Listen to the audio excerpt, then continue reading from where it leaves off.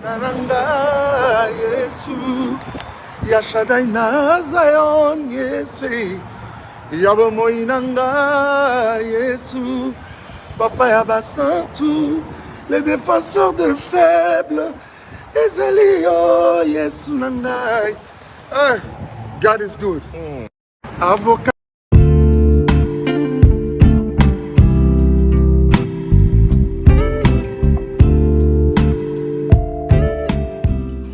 Très chers internautes, amis de la chaîne Cœur d'Ilmer TV, vous qui nous suivez partout dans le monde à travers cette chaîne qui est la vôtre, je vous dis bonjour ou bonsoir, cela va dépendre de l'heure à laquelle vous allez suivre cette émission.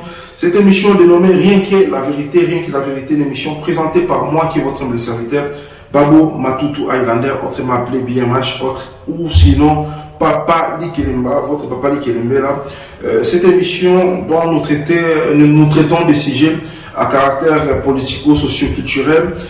Cette émission qui est conçue n'est là le mettre foi pour nous voir solo là pour nous voir qu'on pèse en conseil et puis pour nous voir qu'on s'entraider là. Donc c'est vraiment ça le but de cette émission. Nous ne venons pas seulement pour analyser et puis condamner, mais surtout beaucoup plus l'esprit à roya, toyer, tout ça les analyse, to beti masolo et puis to meki qu'on pèse en conseil, to moni bisika au faille zalaki, to pèse et puis bino pétan bolanda. Ceux qui vont bisika faille qui vont passer super conseil pour que Toye pour évoluer ensemble. D'ailleurs, pour nous, on se dit que pour que les Congos se développent, pour que les Congos aillent en avant, nous avons besoin, il y a un bisonio sur ma boque, on a quatre, il n'y a pas de question, il y a un ça là qui est libre, wanato, patouana ya kwanga, et barosal ma bien, Malexa j'ai ma bien pour que tu vas au bimisa kwanga, et bientôt, libre et malam. Pona bana mboka République démocratique du Congo. Vous vous posez la question si j'ai dit je pense que vous avez vu l'extrait de la vidéo et je pense que après notre introduction nous allons aussi vous laisser suivre cet extrait donc le sujet qui nous amène devant vous ou encore devant vos petits écrans. Question conseil. Je vous laisse aller suivre la vidéo et dans la minute juste après. Merci beaucoup. Nananga Yesu Yashadai na Zion Yesu Yabomoinanga Yesu Papa Yabasantu les défenseurs de faibles Ezelio Yesu Nangai. God is good. Avocat. Et voilà, nous sommes de retour. Je pense que vous venez de suivre la vidéo. Et puis, je pense que cette vidéo est tikibino dans la questionnement. Cette vidéo est ça qui vous a mis tout les questions à comprendre. Qu'est-ce qui se passe?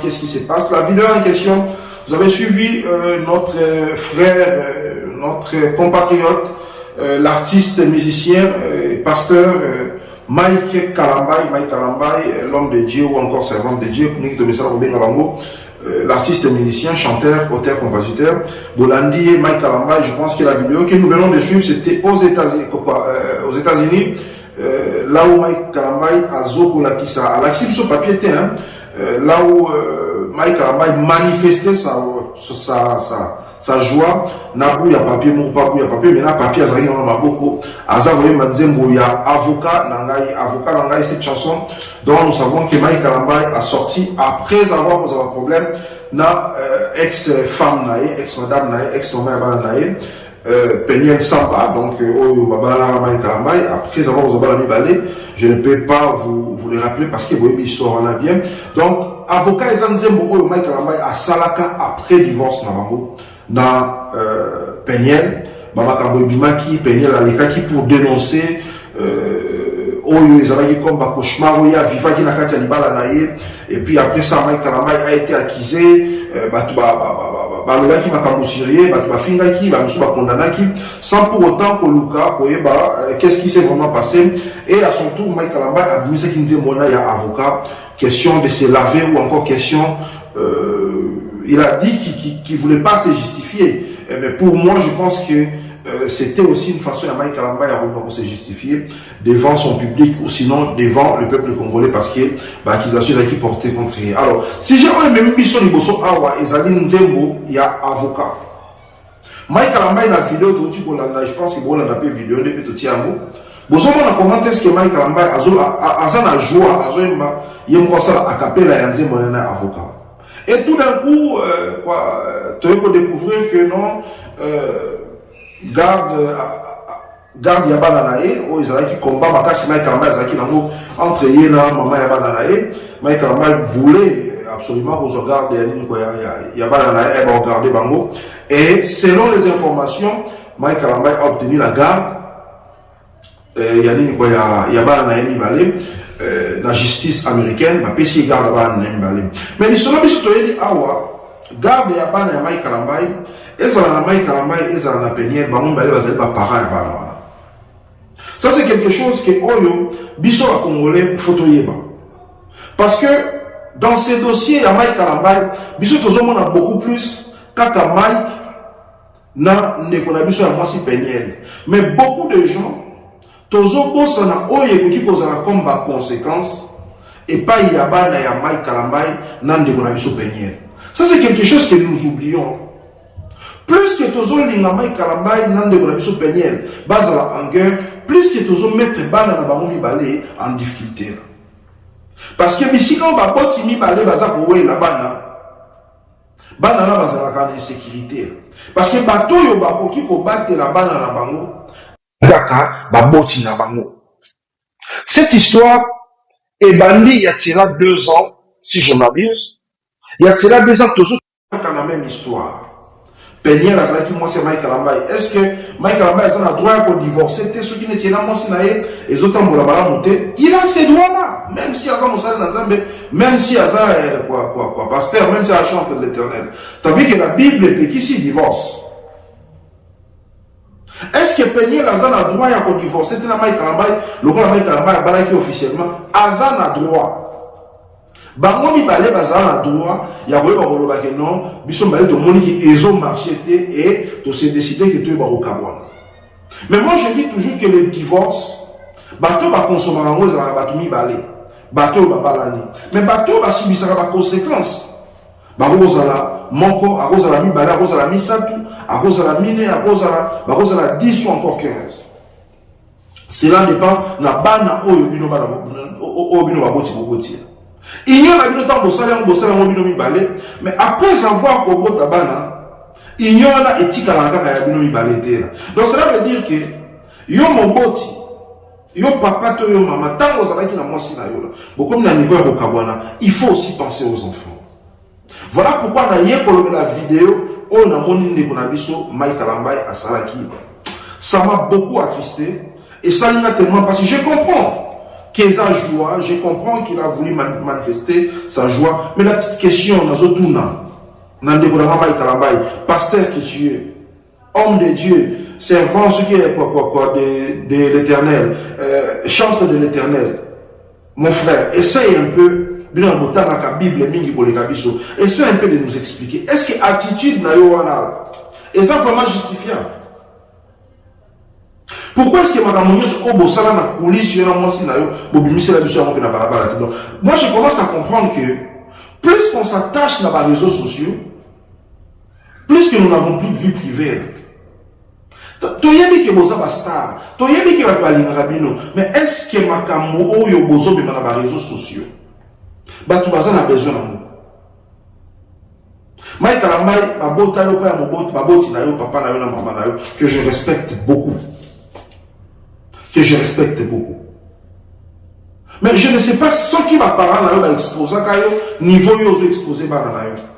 Peniel aussi de même, na yebite ce qui va parler na yo va exposer kayo ndenge yo ko zo exposer bana na yo. Bon, et si les sous-soutés entre binomi parler, bon, yokani bon divorcer, malam na bino, bonne chance.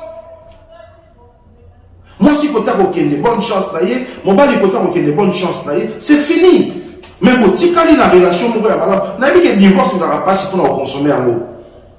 Moi, kanda, moi, nini, moi, blessure, wana. Pensez que non, bisika, botina, moutou, bah, projet, on va élaborer ensemble, bon, comme on bisika, bon, comité, pour kabana, les sali qui m'a ramené, le qui n'a zéla. Vision, vous avez qui dans nous, essayez que Moutazon a des soucis. Je sais que ça fait mal.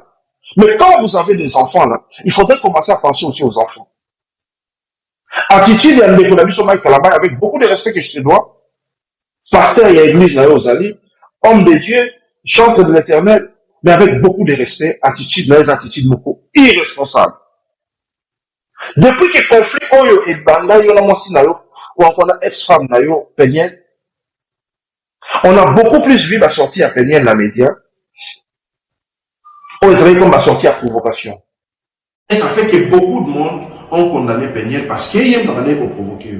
Je comprends aux amoutous, et aux salles, on peut pas si, aux amoutous, aux sentir peu dérangé, au moment que le mois sur yo balaki. Moi, sur yo pesa qui, la qui n'a mis sur bateau, il y a un salle, on a parce qu'il y a 6 000 sautés. Je comprends. Mais est-ce que attitude na yo? Aujourd'hui, tu viens encore une fois de plus exposer tes enfants. Ceux qui n'ont pas eu garde et abandon. Bah, pêche au garde et dans l'état. On a besoin de voir le bel amour à télé. Moi, j'aurais voulu que tu aies une formation et pas à tout le sous. Mais je te vois devant la caméra, devant tu dois filmer le téléphone, ce qui peut la caméra, c'est vrai qu'il y a on s'est exprimé, je vois d'ailleurs, mais Mouto a dit pour ça l'analyse. Mouto a dit pour analyser, bah, faire des gestes, à comprendre que, et c'est là qui non seulement pour manifester joie d'ailleurs, c'est une façon pour se justifier ou encore une façon pour le dire non, botia qui tembe, bota la bisika la suki. Même à Tanzanie, on a dit attitude là, on a dit c'est plus dans l'hôtel. Toti ka batu oyo batira ki nzambe na otembe. Toti ka batu oyo batira ki yo tembe, batu bafinga ki yo. Bango moko ba témoigner monene ya nzambe na yo wana. Je n'interdis pas la moto yo, nzamba sali miracle, ay ba ko témoigner miracle nzamba sali. Non. Mais la niveau na yo Michael, mais parce que comme il est comme un pasteur, parce qu'on a déjà bergé, aux autres ba pate. Attitude nous sous ces âmes à la montée. Je ne suis pas là pour condamner, mais je suis là pour en repérer sa conseil. Nous sommes presque de la même génération. Je te considère comme un frère, je te considère comme un ami. Voilà pourquoi. Le quoi on a un moyen, il y a vraiment un solo là, un peu mérité. Le quoi on a un moyen. Quand on a un contact direct, voilà pourquoi la zone des canaux, na la caméra, pour nous remettre un peu pour le médaillon. Je sais que les 20 tirés, il faut les boire, oui. La minute où on consomme vers un pour, tout de suite, on déjà bouchon. Mais prochainement, parce que, bisika oyo memi biso, bisika oyo okomisi biso sikoyo. Tout d'un coup, on a vu quand on a publié vidéo, on a tout senti une réponse à Peniel qui est venu aussi avec des attaques.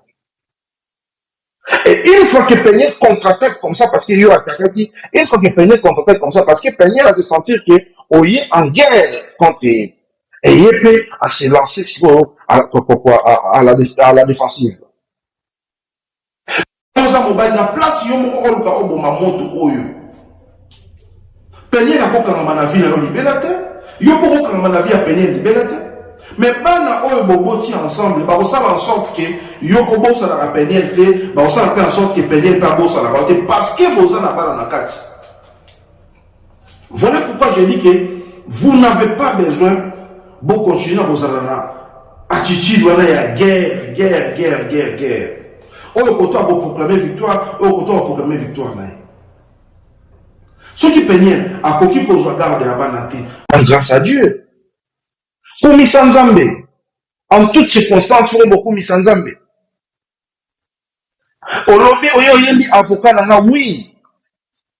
Avocat on a Bundelio, avocat on a Sambelio.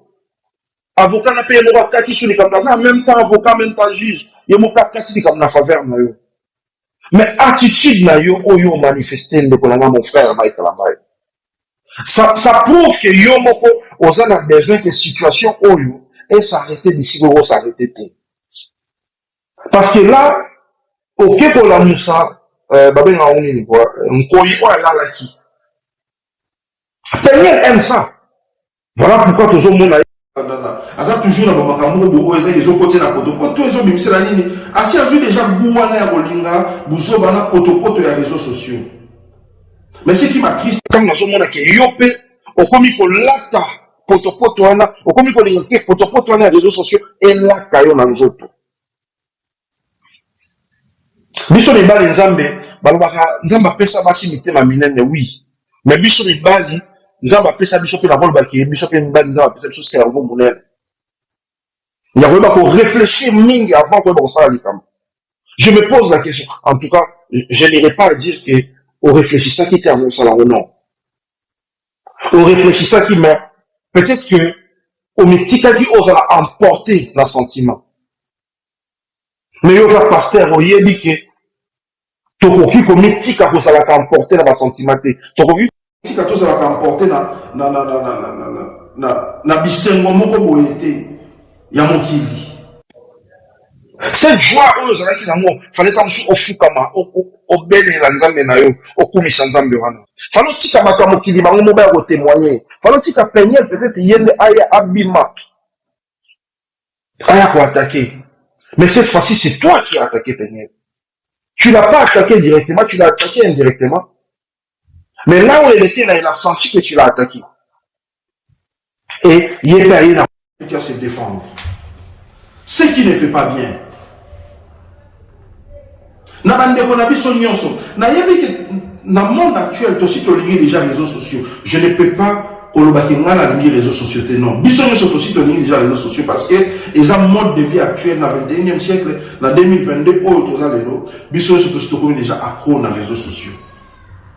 Mais toi, il y a des autres qui devant les réseaux sociaux. Je ne parle pas seulement que des mailles. Dans le monde, bisogna aussi mon frère, ma soeur, toi, il y a la part des choses. Nous n'avons pas besoin de même bon, si vous avez intimité, pour la nuit, vous avez les réseaux sociaux. Tant au côté toilette, aux autres bateaux, aux souba, mais filmer petit dans les réseaux sociaux. Parce que tu as une popularité, parce que tu as une buzz. Attitude, il y a des gens qui ça prouve que yo mon peut. Donc, tant que tu as un mawa, moi je regrette maintenant à toutes ces personnes-là qui te défendent, en tout cas, pour permettre que je regrette. Pourquoi vous défendre la maille Kalamai? Parce que hier, moi, passé à Linga, à comment déjà qu'on Linga, déjà mon dans la buzz. Papa, maman, au quoi qu'on Linga, réseaux sociaux. Ceux qui buzz, moi, ils ont même l'homme. Mais ça, là, on a bien. Ça, là, on a bien. Pourquoi maintenant, à point, il y a pas exposer banana yo boye. Tu as plein de droits. J'ai vu tes photos avec tes enfants, pour fêter qui dans le monde Noël. J'ai vu tes photos avec tes enfants, aux Obimanabango, partout où tu étais. Tu as des belles images. Oh, ils ont témoigné, non, papa, Ligi Bananaye. Et là, papa, oh, il va négliger Kabana. Et personne qui va monter sous courage. Il y a un peu de Kabana, pour que Bango puisse baser na Bana. Ma photo, elle est bien. Tu n'as pas parlé, tu n'as pas photo ici. J'aurais voulu, tant ceux qui jugement et ma carte qui parlent que non, si vous aux Ugar, tu pouvais t'en manifester en barara, au comité de l'Omoganato, lesquels au Dieu merci en Konzambe, na commission, na Sanjoli, pour Nagno, Sosali, pour Nangai, tu m'as lavé. Au sous du mais même il y a un moment là, je ne t'encourage même pas à voir là. Je ne t'encourage même pas à voir là. Pourquoi mi sanza beza droit na yo? Ko sanjo lanza mbeza droit na yo. Mais l'attitude à provocation, ça n'arrange pas. Bah frère, la biso va conseiller parce que la ville de tout ça, tu auras ami, frère, cousin, compagnon, bah tout va rappeler la biso pour qu'il va conseiller la biso. Rôle la bango, tout ça la ninga ils étaient pour le sentiment. Nous avons des amis à côté de nous, encore des frères à côté de nous. Ceux qui te l'ingabon parce que bah ils ont besoin de sa biso penanzela. Comme biso que tout ça va nous. Nous devons faire des télémina mai kamé pembe na biso ko avocat na eto cousin to nani. Mais nous sommes même yo pour continuer la kati ya nini on a donc bozo mona ndeko la bino azo kufa azo kele na bozo ba yo pour continuer la bozo landa. C'est ça l'esprit congolais. Na on va te que monde a besoin de ça congolais. Mais une façon comme on a commencé la buzz, non. Tout comment exagérer. Mike Kalambai, mon frère, je ne m'attaque pas à toi, mais dans une personne qui conseille. Il y a que hier, vous allez être chantre, vous allez être patron, il y a groupe Nayo. Mais aujourd'hui, au comme pasteur, vous avez encadré dans le pâté. Attitude Nayo, il faut avoir attitude à mon boti, parce que si vous avez comme papa, dans le cas de l'ibota Nayo, vous avez encadré comme un musicien Nayo, vous avez encadré si vous avez mis l'imo ya bato ebele. Aux encadrés si quoi oh va benga ba famille ebele pe na kati ya ba famille na to yebi nombre ya bana mama na moté alors ba fait ba mouvement na ba geste na yo il faut eba oza la contrôler attitude na yo Surtout quand on est dit que la place publique, il faut contrôler là. Sinon, la place, la vidéo, la place, on l'avait l'image là, la place, on l'a qui s'abat tout le monde en Zambie. Qu'est-ce que les gens ont vu? Les gens ont vu qu'il y a la provocation, les gens ont vu que, mais les gens ont vu que l'immaturité, dans le but qu'il y a immature, mais attitude, voilà. Et là, on va pas mon immaturité. Peigner Dieu to qui au bali peigner à 18 ans ni toyoka. A Koni na maboko na so iboka wani 4 ans 5 ans après, donc je pense que tu as eu le temps pour encadrer. Aujourd'hui temps pour faire comprendre. Ce qui était simité là, les gens n'ont pas qu'ils échec na yo. Tu n'as pas réussi à encadrer cette femme. Bon, vous avez des raisons, il y a au Kabwana, ce qui n'était aussi marmoté. Mais comme conseil ça, s'il faut qu'on sache la vidéo, sur internet, je pouvais aussi le faire à la hâte. Mais j'ai eu vraiment le temps de se ressaisir Nathalie. Après déception, là, tu es quelqu'un que j'aimais beaucoup. D'ailleurs, je t'aime beaucoup parce que tu es mon compatriote et plus un frère Mangaï en Christ. Mais ton attitude m'a déçu. Attitude en la provocation, mon frère, est décevoir Mangaï. Mais je ne vais pas seulement me limiter à Kawana. Bon courage, Nayo. Nous avons fait en sorte que ce qui est ça qui va pêcher au garde légal, il y a pas Nayo. C'est dans l'ensemble, il y a pêcher makasi, il y a beaucoup na banana. Mais na kosi na la yo ko ce qui maman na bango azaki na esprit à diviser yo na banana yo ne fais pas la même chose. Ne divise pas tes enfants ou encore ne sépare pas tes enfants na maman na bango. Cette femme-là reste la mère de tes enfants. Ti to kozala sur mon kilité. Attention qui biso to kufi. Attention qui bana na ba kufi. Na histoire érotique avec mutabota génération les années génération ya ba bota ezamai kalambai na peniel. Et si ko mama déjà né mwana atana ne to ba na buku ya nzambe ko mama pe na buku ya mon kilité ko mama. Nous n'allons pas changer cette réalité. Nous n'allons pas changer cette réalité et tous les censés à revivre dans nous, na restant à la ville. Il y a mes collabos, na bon na sœur. Voilà pourquoi on peut ça conseil na ba papa na ba maman. Tous au tabana, tous s'engager dans le mariage. Mais quand nous nous engageons dans le mariage, toye bake, quand nous tobala na katozala kaka biso ni balé tobalani. Mais ce qui est aussi to botibana makambo to salaka ba décision to kozwa ba répercussion ezali pena bana na biso. Alors faisons très attention. Divorce, qu'on se chicane, engueulade, nini, attitude de biso ba boti to manifester. Ça affecte nos enfants. Aujourd'hui, moi je me mets à la place ya bana Mike Kalamai. On ne peut pas comprendre ce que ces enfants-là ressentent. Mais ils vont grandir avec. Et ceux qui vont continuer la même attitude, les parents, moi, si on va beaucoup de guerre, ils vont souffrir plus. C'est comme ça que vous voyez, moi, la colonie, bouffe, on s'est rebellé, après, à 14 ans, 15 ans, s'est rebellé, avant ça, on va comprendre, moi, nous, comprenez, qu'il y a beaucoup de bien, mais on va changer. Non, vous ne savez pas ce que vous avez fait subir à vos enfants. Maman, papa, mais chaque jour, papa n'a tout fait tata yo. Yo kende kuna pas tata est responsable. Tu n'as pas besoin de dire ça à ton enfant. Mon bas dit pour maman, chaque jour les alaka ka olobaka makamka mabe ou sinon on a kisaka qui moi si maman la maman avec mabe non, tu n'as pas besoin. Laisse tes enfants grandir. Na bolingo ya maman na bango. va continuer toujours pour son maman la banque qui a maman malam, tout comme yo papa bazo pour maman malam. Tant que baroko là, va découvrir la vérité. C'est dans ces moments que vous allez libre et vous aussi choisir de là. Pourquoi qu'on imposer bana makamomoko boya pasi? Tobota makatokolaka, tobalaka. Libala tant tout ça la moi ça répond à biso libale.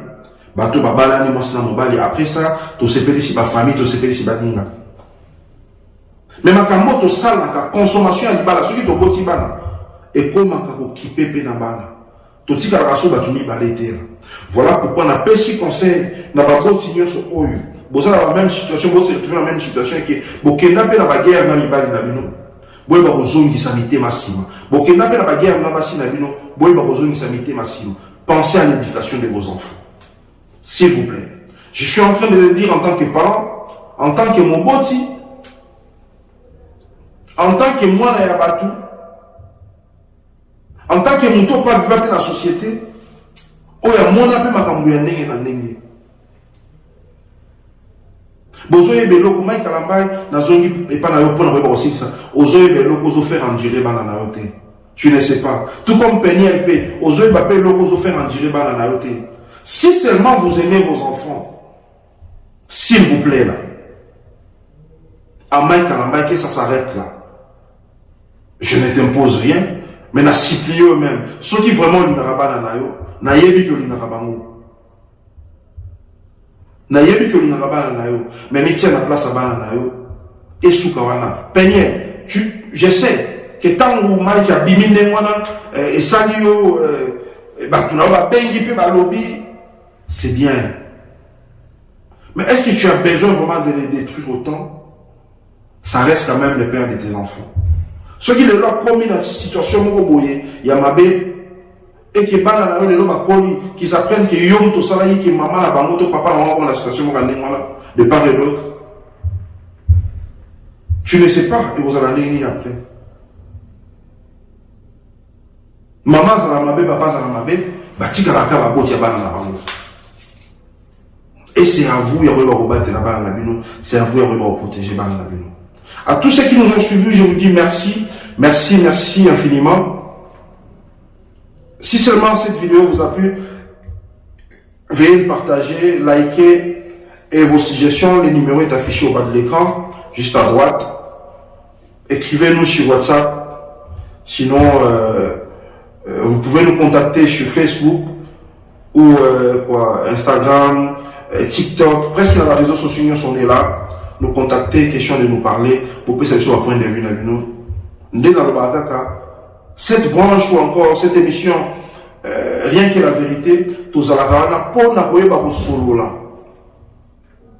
Makambo oyo, etali, bana yamboka Congo, pour n'avoir pas couper ça dans conseil, pour n'avoir pas concentrer des bisous de la garde pour nous condamner.